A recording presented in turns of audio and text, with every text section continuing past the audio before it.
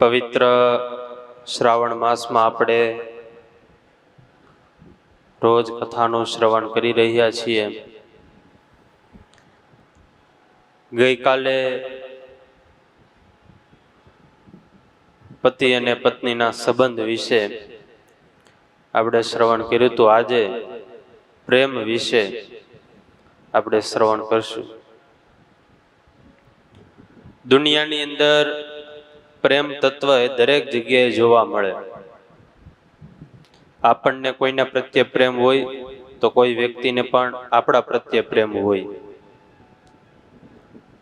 ભક્તને ભગવાનમાં પ્રેમ હોય, ભગવાનને ભક્તમાં પ્રેમ હોય, ગુરુને શિષ્યમાં પ્રેમ હોય, શિષ્ય હોય એ બધાને ગુરુમાં પ્રેમ હોય, મા બાપને દીકરામાં હોય, દીકરાને મા બાપમાં પ્રેમ હોય, બે ભાઈઓ વચ્ચે, ભાઈ બહેન વચ્ચે, બે ભાગીદારો વચ્ચે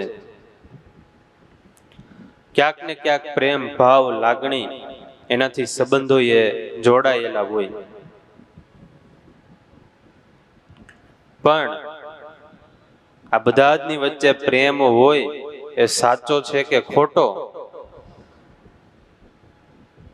એની ખબર ક્યારે પડે? પ્રેમ છે કે વેમ એ તો જ્યારે મુશ્કેલીનો સમય આવે, દુઃખનો સમય આવે, આપત્તિનો સમય આવે ત્યારે ખબર પડે કે સામેવાળી વ્યક્તિને આપણામાં કેટલો પ્રેમ છે.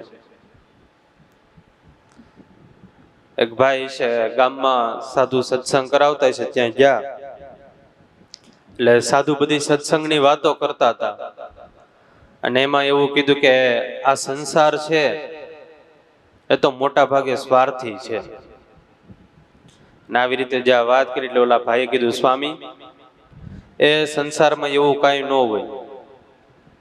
મારી પત્ની મને તો બહુ પ્રેમ કરે અને મારી પત્ની છે તો પતિવ્રતા ધર્મવાળી છે, મારામાં ખૂબ પ્રેમ છે ને. અને આવી રીતે કઈ બધા સ્વાર્થી થોડા હોય, એટલે એવું કાંઈ ન હોય. એટલે ઓલા સાધુ મહારાજ કે તમે ક્યારે તમારી પત્નીની પરીક્ષા લીધી? તો કે નહીં, ક્યારે પરીક્ષા કરી તો નથી. તો કે તમારી આજે પ્રેમની પરીક્ષા કરો એટલે તમને ખબર પડશે. તમારે ઘરે જઈને ઉંમરે પોગો એટલે તમારે આમ ઢબ દઈને ઢળી પડવાનું. આમ મોઢામાંથી લાળું નીકળી જાય, થૂક નીકળી જાય ને આંખો પોળી થઈ જાય ને એવું બધું મરવાનું ઢોંગ કરવાનું તમારે.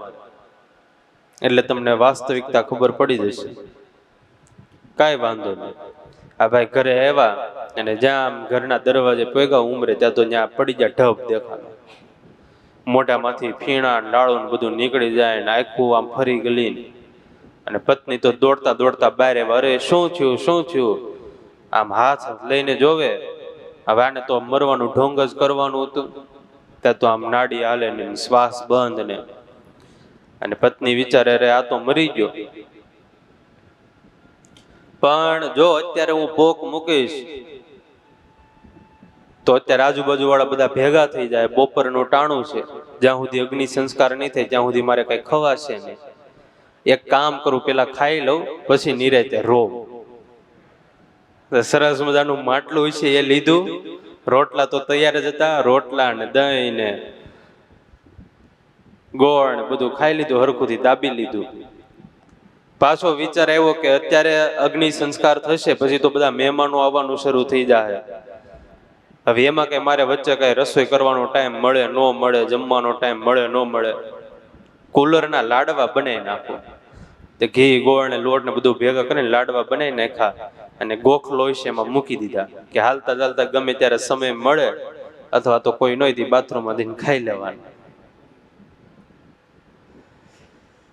આવી રીતે બધું ગોઠવી અને પછી એવી એના પતિ પાસે અને જોર જોરથી પોક મૂકીને રોવા લાગી.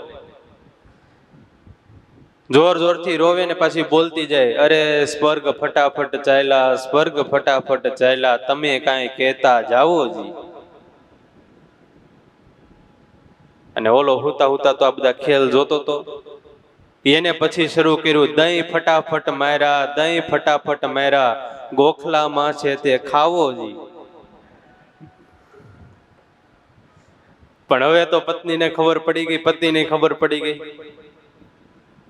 પત્નીને ખબર પડી ગઈ આ કઈ મેરો નથી, પતિને ખબર પડી ગઈ કે આનું કેવો ઢોંગ છે, કેટલો પ્રેમ છે, પછી તો શરમાવા સિવાય કઈ વધે નહીં.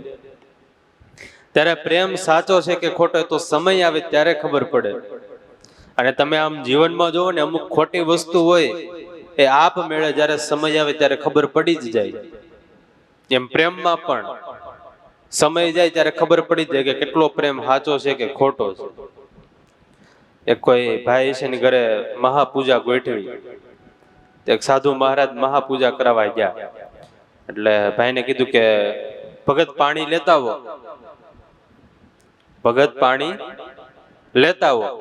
તો આને એમ થયું કે ઓહો, આ સાધુ મહારાજ તો અંતર્યામી લાગે, મારી બધી વાત જાણતા લાગે. સવારે હું બહિર્ભૂમિ ગયો તો તે પાણી નહોતું લીધું, આને ખબર લાગે. તો કે હાલો લેતા આવું. ભાઈ ગાયગા ઉતાવળે ગયા વાડામાં, ત્યાંથી પાણી લીધું અને લઈને આપ્યું. લ્યો સાધુ મહારાજ આ પાણી. એ કે હારું, પાણી લેવા લાવો, મહાપૂજામાં મૂક્યું. પછી આને ખબર પડી કે ઓહો, સાધુ મહારાજ તો પૂજા હાટું પાણી માંગતા હતા ને આ ભાઈ બહિર્મુખ ગયા ને એના પાણીની વાત કરતા હતા. ત્યારે અમુક અમુક સમયે ખબર પડી જ જાય. એમ પ્રેમમાં પણ કેટલો પ્રેમ સાચો છે એનો જ્યારે સમય આવે ત્યારે એ વાત ખબર પડી જ જાય. અને આજે મોટા ભાગે યુવાનો ને યુવતીઓ પ્રેમ કરતા હોય, પણ હકીકતમાં એ તો સમય જાય ત્યારે ખબર પડે પ્રેમ છે કે વ્યમ છે. અને આ વ્યમ છે ગેરસમજ. એનું તો એવું છે કે આમ ક્યારેક ક્યારેક વ્યમ થઈ જાય ને જિંદગીમાં, મિસઅન્ડરસ્ટેન્ડિંગ, ત્યારે જોયા જેવી થાય. તમે આમ જો,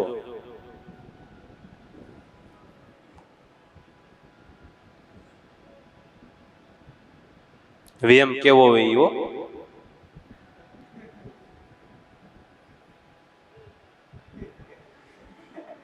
પેલા તો એમ જ લાગ્યું ને અસલી હેલિકોપ્ટર છે.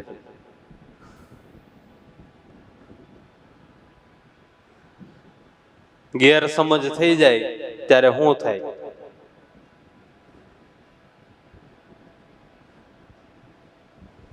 હવે આ ગાલે નિશાન જોઈજો, એ હટાવવાનું કહે છે, પણ જોજો હમણાં એને ગેરસમજમાં શું થાય.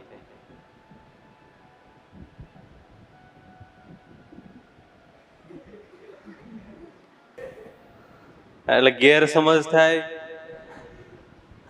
વ્યમ રહી જાય ત્યારે બધું આવું થાય.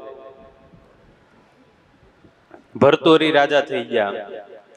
એમને એની પત્નીમાં ખૂબ પ્રેમ હતો, પણ પાછળથી ખબર પડી કે મારા પત્ની તો એને તો એક અશ્વપાળ સાથે પ્રેમ છે. અને પછી રાજાએ વૈરાગ્ય શતક 100 શ્લોકનું લખ્યું. ત્યારે પ્રેમનું વાસ્તવિક રૂપ એ તો સમય જાય ત્યારે ખબર પડે.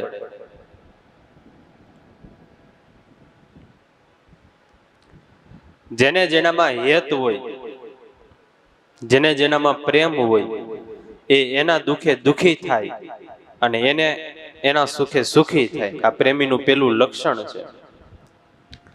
બીજું લક્ષણ એ છે પ્રેમનું કે જેની સાથે પ્રેમ હોય, સ્નેહ હોય, એનું વધારે ધ્યાન રાખે, પોતા કરતા પણ વધારે ધ્યાન રાખે. આ પ્રેમીનું સાચું લક્ષણ છે. પ્રેમીનું ત્રીજું લક્ષણ એ છે કે જેનામાં સ્નેહ હોય એના માટે જીવનમાં બધું જ સમર્પણ કરી દે. દાદા ખાચરને તો મહારાજ સાથે પ્રેમ હતો, પણ મહારાજને દાદા ખાચર સાથે કેટલો પ્રેમ. દાદા ખાચરે બધું સમર્પણ કરી દીધું, તો જ્યારે જ્યારે સમય આવે ત્યારે મહારાજ પણ સમર્પણ માટે તૈયાર રહેતા. ઘણા પ્રસંગ એવા છે કે મહારાજ પોતે ઢાલ તલવાર લઈને તૈયાર રહેતા. ઘણીવાર પાર્ષદો હોય, ભક્તો હોય, તો એને કહી દે કે તમે આજે કેસરિયા કરો. અને ઘણીવાર તો સંતોની ધોકા લેવરાવ્યા. ક્યારે? તો કે દાદા ખાચરે સમર્પણ ભાવ રાખ્યો, પ્રેમ રાખ્યો, ત્યારે સામે મહારાજે પણ બધું સમર્પણ કરવા માટે તૈયાર થઈ ગયા. ભગવાનને પોતાના ભક્તમાં પ્રેમ હોય, પણ જ્યારે ભક્તને પોતાના ભગવાનમાં પ્રેમ હોય ત્યારે. કૃષ્ણ ભગવાનને અર્જુન માટે આખી જિંદગી યુદ્ધમાં ઠેઠ સુધી, છેક સુધી સાથે રહ્યા. કારણ કે અર્જુનને કૃષ્ણ ભગવાન સાથે પ્રેમ હતો, સંબંધ હતો, લાગણી હતી, ભાવ હતો. એટલે ત્યારે પ્રેમની અંદર જેને જેની સાથે સ્નેહ હોય, પ્રેમ હોય, હેત હોય, એની સાથે ભેગું રહેવું ગમે, એનાથી દૂર એનો વિરહ ન ગમે. કોઈએ સરસ કીધું, તું નહીં હો તો જગત આખું જ ભ્રમણા લાગશે. તું નહીં હો તો જગત આખું ભ્રમણા લાગશે. મહારાજ જ્યારે દેહ છોડીને ગયા પોતાના ધામમાં, ત્યાર પછી મુક્તાનંદ સ્વામી, પ્રેમાનંદ સ્વામી, આ બધા જ સંતોએ માત્ર વીરના જ કીર્તનો બનાવ્યા. ક્યારે હવે દેખું રે હરિ હસતા, જે મહારાજને અમારી સામે હસતા દેખતા એ હવે ક્યારે દેખાશે? જે મહારાજ અમને પંક્તિમાં પીરસતા એ મહારાજ હવે અમને ક્યારે પીરસશે? પ્રેમાનંદ સ્વામીએ તો એવું લખ્યું, પ્રેમાનંદ ગાવે આગે ત્યારે આવે ઓરા ઓરા ખસતા. પ્રેમાનંદ સ્વામી ગાતા હોય ને મહારાજ આમ નજીક નજીક ખસતા આવે, આ પ્રેમીનું લક્ષણ છે. અને એ જ્યારે દૂર જાય ત્યારે પછી એના વગર રહેવાય નહીં, એનો વિરહ થાય.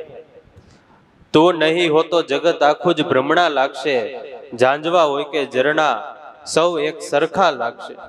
પછી એ હિમાલયમાંથી વહેતું ઝરણું હોય તોય ભલે, અને ઝાંઝવાના જળ એટલે કે ખોટા જળ હોય તોય એ બે એક જ લાગશે. તો નહીં હોતો જગત આખું જ ભ્રમણા લાગશે, ઝાંઝવા હોય કે ઝરણા સૌ એક સરખા લાગશે. દર્દ જે કહેવાય છે દિલનું તે એનું નામ છે, પ્રેમ પૂરો થઈ જશે ને એની માયા લાગશે. જ્યારે પ્રેમ નહીં રહે પછી એની માયા લાગી જશે. ત્યારે આ બધી પ્રેમની વાતો આગળ કીધા એ બધા તો પ્રેમના લક્ષણ છે જ, પણ જીવનની અંદર કોઈ પ્રેમાળ વ્યક્તિ હોય એની સાથે આપણે રહેવા લાગીએ તો આપણું હૃદય પણ પ્રેમાળ બની જાય, માખણ જેવું કોમળ બની જાય. અને તમે ક્રોધી હોય, ઈર્ષાવાળા હોય, દ્વેષવાળા હોય એવા વ્યક્તિ સાથે રહ્યો તો તમે પણ એવા થઈ જાઓ. ત્યારે જેને જેને જીવનમાં પ્રેમ કરવો હોય એને પ્રેમાળ વ્યક્તિ સાથે સંબંધ રાખવા પડે, તો ઓટોમેટિક પોતે પણ પ્રેમાળ બની જાય. બીજું પ્રેમીનું એક લક્ષણ પણ એવું છે કે જેનામાં સ્નેહ હોય, જેને સાથે પ્રેમ હોય, કોઈ દિવસ એનો અભાવ જ ન આવે. સીતાજીને, દ્રૌપદીજીને વનમાં જવાનું થયું પણ એને અભાવ ન આવ્યો. આટકોટની અંદર એક સુથાર હતા. હવે એના પત્ની સાથે કઈક ઝઘડો છો એટલે આ પતિએ પત્નીને છૂટું લાકડું માર્યું. એટલે સામે પત્ની હતા એ થોડા ક્રોધે ભરાણા, એને છૂટું વીંધણું માર્યું. વીંધણું એટલે કે લાકડું કાપવાને કોજા. એ વીંધણું માર્યું અને આને હરખુંથી વાગી ગયું એટલે તાત્કાલિક હોસ્પિટલમાં દાખલ કરવા પડ્યા. પછી જે આ પતિ હતા એના બાપાને એમ થયું કે આવી પત્ની હોય મારકણી તો અમારે કઈ ઘરમાં રાખવી નથી, એટલે પોતાના પિયરમાં વાત કરીને મોકલી દીધી. 20-25 દિવસ થયા પછી આ પતિ સાજો છો ને ઘરે આવ્યો. આખા ઘરમાં તપાસ કરે પણ પત્ની ક્યાંય દેખાય નહીં. એના પપ્પાને વાત કરી કે મારી પત્ની ક્યાં ગઈ, તો વાત કરી કે આવી રીતે એને તો પિયરમાં મોકલી દીધી. શા માટે? તો કે આવી રીતે વીંધણું મારે એવી મારકણી પત્નીને થોડી રખાય. પતિ કે મેં પેલા લાકડું માર્યું તું પછી તો એ વીંધણું મારે જ ને, વાક એનો નથી મારો છે. અને પછી તો એના ઘરે ગયો પિયરમાં ને ત્યાં સમજાવવા ને બધા લાવ્યા પાછા. પણ પ્રેમ સાચો હોય તો એનો અભાવ ન આવે, વીંધણું મારે તોય પ્રેમ ટકે. અને પ્રેમ સાચો ન હોય તો કાંઈ કીધું ન હોય, ખાલી મન ભેદ થયા હોય તોય પ્રેમ તૂટી જાય. ત્યારે તો સમય આવે ત્યારે ખબર પડે પ્રેમ છે કે વેમ છે. મહારાજના સમયે મહારાજના ભક્ત ડુંગરજી ભક્ત હતા. મહારાજને આ ડુંગરજી ભક્ત પ્રત્યે ખૂબ પ્રેમ. હવે એમાં એક દિવસ કોઈ સત્સંગી બેન હશે ગઢડામાં આવ્યા અને મહારાજ બેઠા હતા, આજુબાજુમાં બધા સંતો બેઠા હતા. એટલે આ બેન આવીને ટોપરું લાવ્યા હશે, સૂકું ટોપરું આવે એ. એટલે આખો ગોટો હતો ટોપરાનો, એ લાવ્યા મહારાજને માટે. હવે સંતો સેજે બાજુમાં બેઠો એટલે પાસે જવાય નહીં. આ ડુંગરજી ભગત બાજુમાં ઊભા હોય, કાંઈ પણ મહિલા ભક્તો અર્પણ કરવા આવે એટલે લઈ આવે અને પછી મહારાજને આપે. એટલે ડુંગરજી ભગત ગયા, ઓલા બેને ટોપરું આપ્યું. પણ ત્યાંથી આવતા હતા મહારાજ પાસે, તો રસ્તામાં બે ભાગ કરીને ટોપરાના ગોળો હોય ને આખો, એના બે ભાગ કરીને એક ભાગ આમ નાખી દીધો ખિસ્સામાં. અને મહારાજ પાસે આવ્યા, ઓલા બેન જોઈ ગયા. એટલે ઓલા બેન ઉભા ઉભા કે અરે તમે ડુંગરજી ભગત મહારાજને આખું આપો. તમારે જો ટોપરાનો ગોળો જોતો હશે ને તો કાલે તમને હું 2 આપીશ, પણ અત્યારે આખું મહારાજને તમે આપો. એટલે ઓલા ભાઈ ડુંગરજી ભગતે કઈ જોયું નહીં, ધ્યાન આપ્યું નહીં, અને મહારાજને મળધું આપ્યું, લ્યો મહારાજ જમો. એટલે મહારાજ કે ડુંગર ઓલા બેન કઈ કે છે? અરે મહારાજ એ તો કીધા કરે, એ કઈ જોવાનું ન હોય. મહારાજ કે કેતા લાગે છે. એ કે મહારાજ જો એ એમ કહે છે કે આખો ગોળો આપો, હું તમને કાલ 2 ગોળા આપીશ, પણ મહારાજ આમાં તો એવું છે, દેવને ખાલી 3 શેષ જ ધરવાની હોય. આ તો હું દયાળુ કે તમને અડધું ટોપરું આપું. અડધું ટોપરું લઈ લીધું તોય અભાવ આવ્યો નહીં. એકવાર મહારાજ વડતાલમાં બેઠા હતા, હજુરી સેવક ડુંગરજી હારે હતા. એટલે એક મહિલા ભક્ત આવ્યા છે, મહારાજને થાળ જમાડવાના છે, એટલે બોલાવવા માટે કે હાલો મહારાજ અમારા ઘરે જમવા. સભા હાલતી હતી, અને આ બેનને થયું કે મહારાજને બોલાવું કે ન બોલાવું સભામાં. એટલે મૂળજી બ્રહ્મચારી જાણી ગયા કે આ બેન બોલાવા આવ્યા છે, એટલે ન્યાને ન્યા આમ ઈશારા કરીને બેહાડી ગયા, તમે બેહી જાવ સભામાં. હવે ઓલા બેન ઘરે થાળ તૈયાર કરીને આવ્યા હતા, અને ડુંગરજી ભગતને ખબર પડી કે બેન છે એ બોલાવા આવ્યા છે મહારાજને. અહીંયા તો સભા હાલતી હતી, કોઈને ખબર ન પડે એમ ડુંગરજી ભગત પાછળ સભામાંથી વહી ગયા, અને બેનના ઘરે સરસ મજાનો થાળ તૈયાર કર્યો તો મહારાજ માટે, આખો જમી લીધો. અને પછી પાછળથી કોઈને ખબર ન પડે એમ સભામાં આવીને ઉભા રહી ગયા મહારાજની બાજુમાં. સભા પૂરી થઈ એટલે મૂળજી બ્રહ્મચારી વાત કરી, મહારાજ ઓલા બેન તમને બોલાવા આવ્યા છે. મહારાજ કે હાલો. હવે બેન તો આગળ ઉતાવળે દોડતા જાય કે મહારાજ આવે તો બધી આગતા સ્વાગતાની તૈયારી કરું. અને પાછળ મહારાજને હજુરી સેવક ડુંગરજી હારે. ઓલા બેન જ્યાં ઘરે પહોંચે ને થાળ જોવે ત્યાં તો થાળ આખો ખાલી, કાંઈ જોવા મળે નહીં. અને આ તો આ બધું હવે તો મહારાજ આવી જતા ઘરે. એટલે મહારાજને વાત કરી, મહારાજ અરે હું તમને બોલાવા આવી ને અહીંયા કોઈ કૂતરું આવીને થાળ ખાઈ ગયો. એટલે મહારાજ કે એવું છે? મહારાજ કે હમણાં એ કૂતરાને ગોતી અમે. મહારાજે ડુંગરજી ભગતને કીધું, ડુંગર ઓલું કૂતરું થાળ ખાવા એવું હતું, 4 પગ વાળું હશે કે 2 પગ વાળું હશે? અરે મહારાજ એ મને કઈ થોડી ખબર હોય. મહારાજ કે તમે સીધે સીધું કયો જીવ હોય. અરે મહારાજ પેટમાં ગલુડિયા બોલતા હતા, મને એમ થયું લ્યો ખાઈ આવું જરીક. અને મહારાજ તમારા માટે તો હમણાં જો બીજો થાળ કરી દે, અમારા માટે કોણ કરે? એટલે મહારાજ આવીને જમી ગયો. આવું કરતા પણ તોય મહારાજને અભાવ ન આવતો, કારણ કે મહારાજને એમની સાથે પ્રેમ હતો.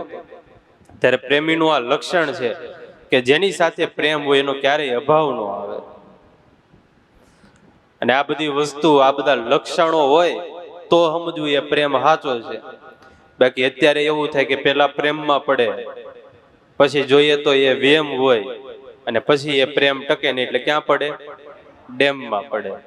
પણ એ આ બધા લક્ષણો જોવે, આ બધી જ વસ્તુ ઉપરથી તારણ કાઢે તો જીવનમાં ખબર પડે કે સામેવાળી વ્યક્તિ છે એનો પ્રેમ સાચો છે કે ખોટો છે. નહીં તો પછી પસ્તાવાના વારા જ આવે. ત્યારે પ્રેમ માટે એવું લખાણું કે તુમ હો જબ મેરે કરીબ તો मैं नहीं होता हूँ, और तुम हो जब मुझसे दूर तो मैं नहीं सोता हूँ. तुम हो जब मेरे पास तो सिर पर खुशी ही खुशी होती है, और तुम न हो मेरे साथ तो सिर पर उदासी ही उदासी होती है. એક છેલ્લું પ્રેમનું કહી દઉં, ખુલ્લા બારણા છે કાયમ અવાય તો આવજો. ખુલ્લા બારણા છે કાયમ અવાય તો આવજો. મીઠા બોલ બોલવા મન જો થાય તો આવજો. સમય તો નથી ભરોસો, સમયનો નથી ભરોસો, ફરી મળીએ કે ન મળીએ, ઘડી બે ઘડીનો પ્રેમ જણાય તો તમે આવજો. ત્યારે આવો પ્રેમનો સંબંધ હોય. ભગવાનને પ્રાર્થના કરીએ કે નંદ સંતોને, એકાંતિક ભક્તોને જેવો મહારાજમાં પ્રેમ હતો, મહારાજને પોતાના સંતોમાં ભક્તોમાં પ્રેમ હતો, એવો જ પ્રેમ આપણા જીવનમાં આવે એવી ભગવાનને પ્રાર્થના સાથે અહીંયા સભાને વિરામ આપીએ. સહજાનંદ સ્વામી મહારાજની જય.